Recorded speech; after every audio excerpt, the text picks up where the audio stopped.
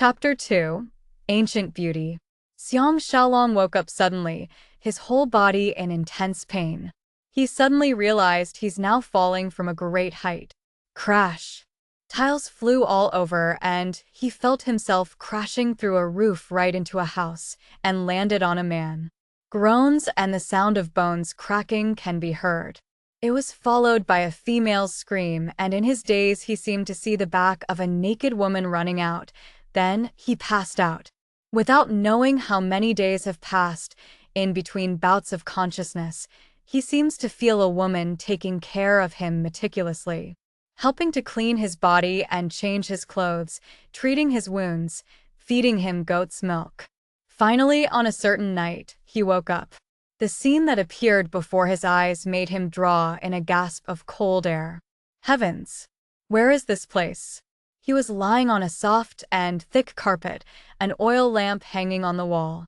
The dim light shone weakly in this crude house about 10 square meters large, with mud and hay as walls and tiles as roof. On one side of the wall, raincoats and hats made from straw hung on it, and at the corner of the house there's a fire pit with no fire. At its side there were cauldrons, stove, plates, bowls, etc. Primitive cooking equipment that can only be seen in museums. There were a few chests of different sizes on the other end, and there was a copper mirror on one of the chests. Xiang Xiaolong felt a chill in his heart. That crazy director said he will only be here for 10 seconds, so why is he still in this nightmarish place? Could he really have gone back to Emperor Qin's hometown? Footsteps were heard. Xiang Xiaolong stared at the wooden door, his heart beating quickly, praying that this is only part of the experiment, a prank set up by Crazy Ma to trick him into believing that he's really gone back to the past in that accursed furnace. The wooden door was pushed open. A beautiful lady wearing ancient hemp garment who could only possibly appear in movies appeared. She has a red scarf on her head, her long hair parted in the center, swept to the sides, tucked behind her ear and plaited into 2 braids. She carried a bottle, and on her feet she wore straw sandals and walked in. She looked pretty, her figure nice and slim, and when her lively eyes saw Xiang Xiaolong staring at her in shock, she was so startled she almost dropped the bottle. She hurriedly put it down, knelt down in front of him, her slender hands touching his forehead. She said some words very quickly in her melodious voice, her face full of joy. Xiang Xiaolong thought to himself, "It's the end," and fainted again. The sunlight irritated his eyes, waking him up. The house was quiet without anyone else. He's in a better shape than the last time. Besides, he's always been optimistic, so he stopped trying to think and tried to get up. He came out from beneath the blanket and realized he is now dressed in a weird-looking ancient clothing that is at least 2 sizes too small. His collar crisscrossed around his front from the back of his neck and dropped straight to the ground. At the bottom, he was wearing an apron like leather shorts and looked absolutely ugly. Xiang Xiaolong suppressed the urge to hide beneath the blankets again and looked ahead. He saw that the roof was recently mended and remembered that when he dropped down from the sky, he landed on a man. Is that person dead or alive? If he has hurt someone, why is that pretty ancient young woman treating him so nicely? With all these questions puzzling him, he stood up. He felt a wave of dizziness, and after a moment, he found himself leaning in front of the window, his hands grabbing the sill, supporting his body. The sunlight shone on his face, making him feel a little better. What really happened? Has something gone wrong with that accursed experiment? Why isn't he back yet? Will he be forever unable to return? Wouldn't his family and friends be really worried? And there's no way he can have his great revenge in bed with Zheng Xueji now. Xiang Xiaolong is so miserable that he could cry. The weather is so hot, if only he can have a can of soft drink. He looked out and saw the lush green grass, abnormally blue sky, and clouds that looked even whiter and cleaner than cotton. Xiang Xiaolong's heart lurched and knew that he has really gone back to the past. Why else would there be such an unpolluted sky? The skin on his limbs has scars from the burn, and luckily, he is healthy and his skin is now renewing the cells, so it's not too serious. After wallowing in self-pity for a moment, Xiang Xiaolong felt his energy rapidly returning and his curiosity rising. What is the world like outside? Can't he really find the tyrannous Emperor Qin as depicted in the movies? He pushed the door open and walked out. It turned out he is in a quiet little valley, a stream flowing down the back of the house out of the valley. On the right of the stream, he seemed to hear a girl singing. On the left is a mulberry forest, a place to cultivate silkworms. Once he thought of the ancient beauty, Xiang Xiaolong's mood lifted and he walked towards the sound of the singing. The girl was dressed in white, her skirt pulled up and tucked into the waist, revealing the thin chemise under the skirt and a pair of round and slender legs. She was squatting at the side of the stream washing clothes and cutlery, her expression languid and humming an unknown folk song. Xiang Xiaolong saw her revealing herself, and she's quite pretty as well, and desire filled him, so he walked over. However, he was still unsteady on his feet and stepped on a loose rock. He exclaimed in alarm and fell into the stream. That beauty was startled and jumped into the water to help him. Xiang Xiaolong stood up in the chest-deep stream, and the girl happened to reach him and grabbed his hands to place it on her shoulder. Xiang Xiaolong was roused and took advantage of the situation to lean onto her fragrant body. The lady spoke to him in shock and concern with a string of words. This time Xiang Xiaolong's brains is more alert, and after some concentration, he understood most of what she said. It sounded like a difficult dialect used around Hebei or Shaanxi region. He vaguely figured out that she was reprimanding him for running around before he is fully recovered, and was so full of gratitude that he blurted out, "Thank you, miss." That lady was stunned for a moment.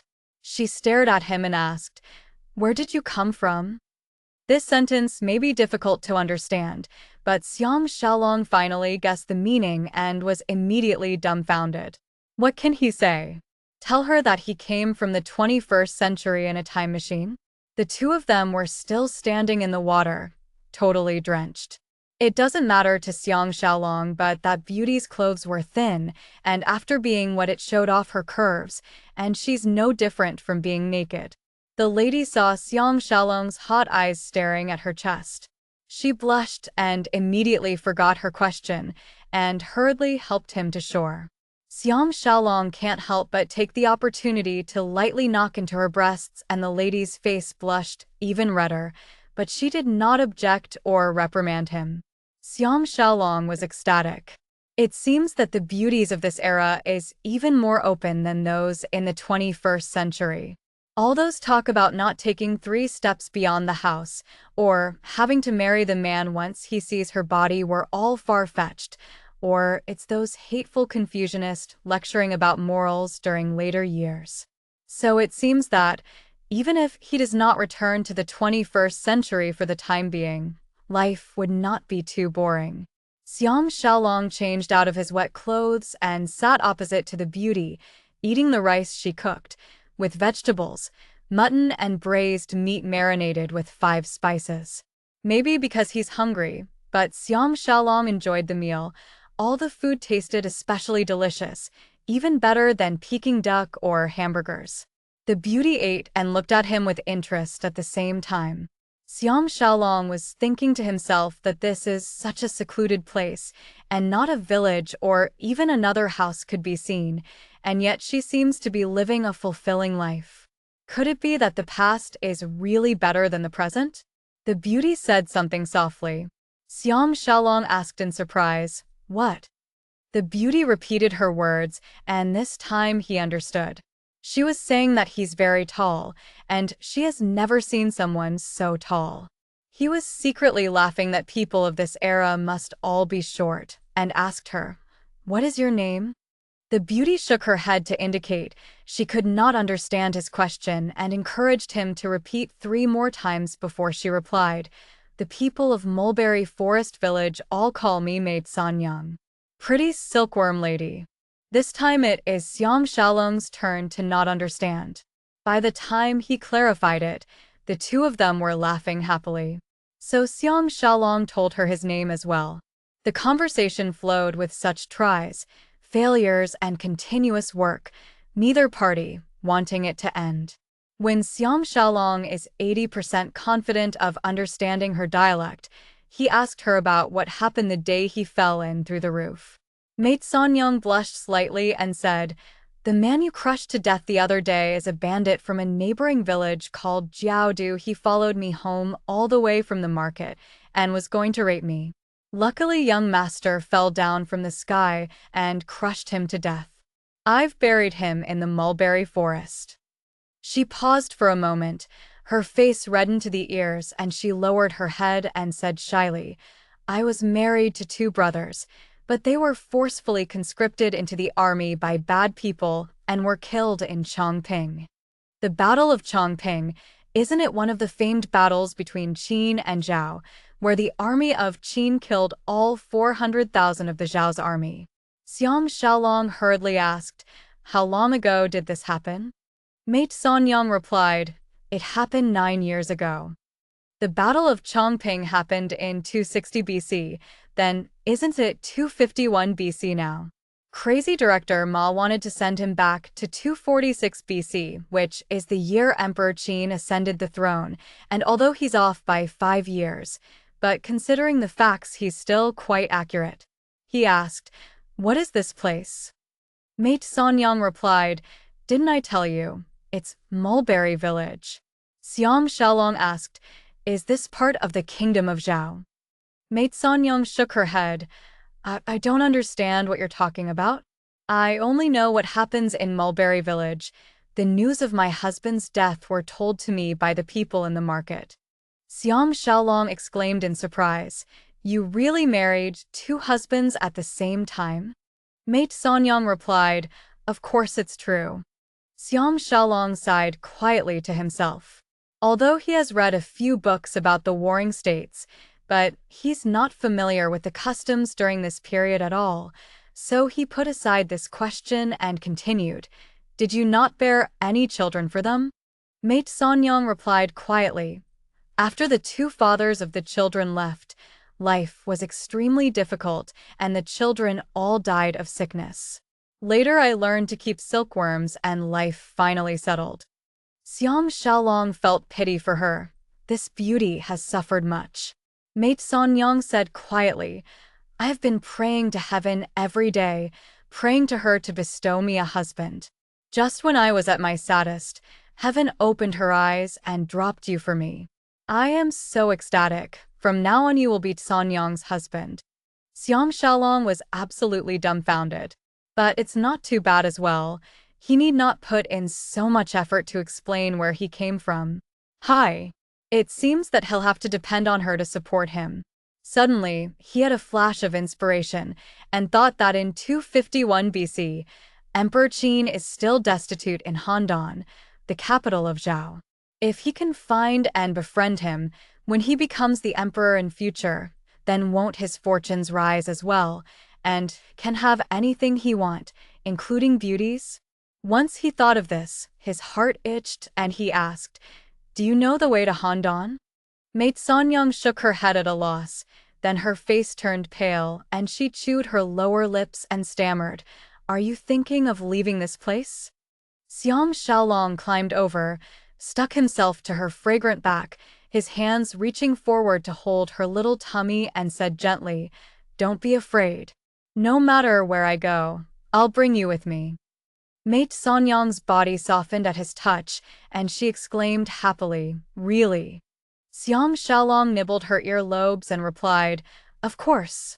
Mate Sanyang's 2 husbands were all coarse and unrefined men, so she has never encountered such flirtatious teasing. Her slender body shook and she said, "I'm going to the market tomorrow. I'll ask someone then. Someone will surely know where Handan is." Xiang Xiaolong put his huge hand into her clothes and kneaded her voluptuous bosom, asking, "That bandit Jiaodu, did he have what you?" Mate Sanyang panted, "He just took off my clothes and have not. AI. Her lips have been locked. Xiang Xiaolong has never seen such a gentle and accommodating beauty, so he hurriedly showed her his best moves. The whole room was heated up and moans and pants joined together to form an orchestra. Mate Sanyang, who has been alone for so many years, finally tasted for the first time the joy of being an equal with men in the act of copulation. Xiang Xiaolong felt an itch in his nose and sneezed. He woke up and saw that it was Maid Sanyang teasing him with a mulberry leaf. The sun has not risen. He hugged Maid Sanyang and pressed her down, using his body to put pressure on her sensitive areas, and even pushed her buttocks up with his hand so that she cannot avoid him while he greedily kissed her wet lips. Maid Sanyang was totally caught unawares and almost lost her senses from the teasing. She kept crying out, and who knows if she was expressing her joy or objection. Xiang Xiaolong flipped her skirt over, revealing her round yet firm thighs, and was about to proceed when Maid Sanyang moaned with a flush. "Xiaolong, we have to go to the market immediately." Xiang Xiaolong came to his senses immediately and stopped his assault. He warned her, "Do you still dare to be mischievous?" Maid Sanyang covered her mouth and laughed. "Yes, but not now. If we don't go to the market now, we won't even have food for today." Xiang Xiaolong was aroused by her heated body and hesitated. "It won't take too much time to do it just once, right?" Mate Sanyang suddenly hugged him and said gently, "My good man.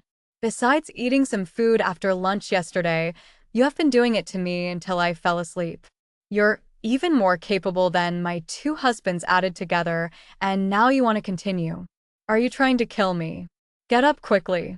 Xiang Xiaolong thought of her hunger and charm last night and felt desire again, but once he thought of looking for Emperor Qin, he can only suppress his lust and climbed out. Mate Sanyang took out a set of clothes and said, "I made this for you when you were unconscious, and you'll certainly look very good wearing it." With her help, Xiang Xiaolong wore it, and it fitted him perfectly. It may be made of coarse material and hemp, but Mate Sanyang's eyes shone on seeing it and complimented him. "Mate Sanyang has never seen any man as handsome as you in the world," and used a cloth to tie his growing hair before going on their way after washing up. Xiang Xiaolong carried a whole bag of silk, with a hatchet around his waist, straw shoes on his feet, and followed Maid Sanyang out of the valley, towards the ancient civilization 2,000 years ago.